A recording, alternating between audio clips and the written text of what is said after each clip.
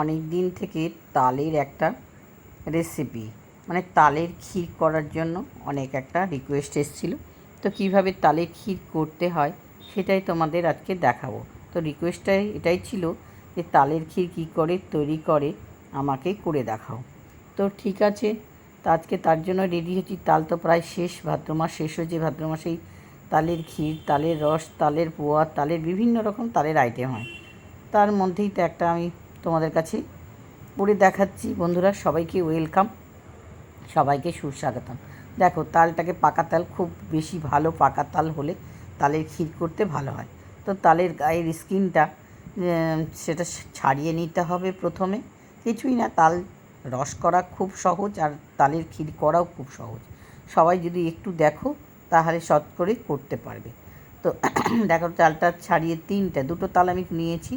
দুটো তালকে সব স্কিনগুলোকে ভালো করে ছাড়িয়ে নিতে হবে। চলো এবার দেখো কিভাবে আমি তালের রসটাকে বের করছি। আমি একটা গ্রেটার দিয়েই এই তালের রস বের করবো। ঝুড়িতেও করা যায়, প্লাস্টিকের ঝুড়ি, বাঁশের ঝুড়ি দিয়েও তালের রস বের করতে হয়। তা আমি এটা দিয়ে আমার সুবিধা হচ্ছে বলে দেখো তালটাকে রস বের করে নিয়েছি। এবার ছাঁকনিতে কিন্তু ছেড়ে নিচ্ছি।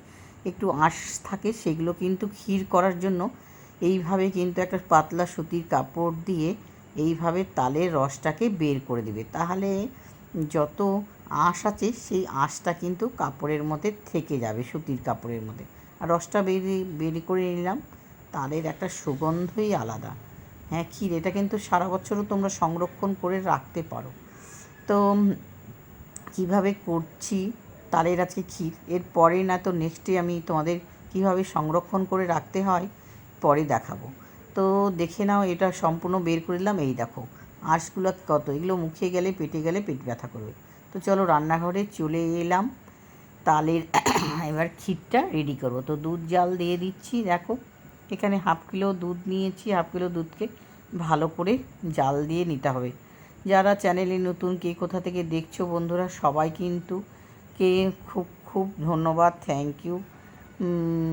তো কমেন্ট করে জানালে কোত্থেকে দেখছো তাহলে খুব ভালো হয়। তো দেখো তালের রসটাকে বের করে যে নিয়েছি সেটাকে একটা পাত্রে দিয়ে দিলাম। এতটা পরিমাণে করব না, আমি অল্প পরিমাণে করব। যতটুকু পরিমাণে করবে সেই লো ফ্লেমে খুব ধীরে ধীরে কিন্তু জাল দিতে হবে। আর ওদিকে দেখো ক্ষীর বানানোর জন্য বাড়িতেই কিন্তু আমি দুধ জাল দিয়ে নিচ্ছি।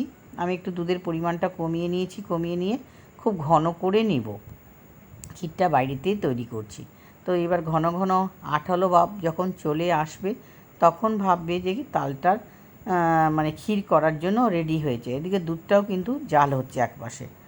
সবাই যারা চ্যানেলে নতুন, এখনও চ্যানেলটাকে সাবস্ক্রাইব করোনি, প্লিজ সাবস্ক্রাইব করে নিয়ে দেখতে থাকো বন্ধুরা। আর ফলো করোনি যারা, তো ফলো করে নাও। তো এইটাকে অনেকক্ষণ ধরে মিনিট 10 থেকে 25 মিনিট হচ্ছে ভালো করে জাল দিতে থাকবো ধীরে ধীরে আঁচে, ধিমে আঁচে। তো এবার ঘি দিয়ে দিলাম। ঘি দেওয়ার মানে হচ্ছে কড়াইয়ের মধ্যে যে তালটাকে, যে রসটাকে যে ঘনত্ব করছি, আঠালো যতক্ষণ আসবে না ততক্ষণও কিন্তু সমান তালে করতে হবে ক্ষীরের জন্য। তো দেখো হাতা থেকে কিন্তু পড়ে যাচ্ছে না আর কড়াইয়ের মধ্যে ধরবে না। তো এবার ঘন করা জাল দেওয়া দুধ দিয়ে দিলাম।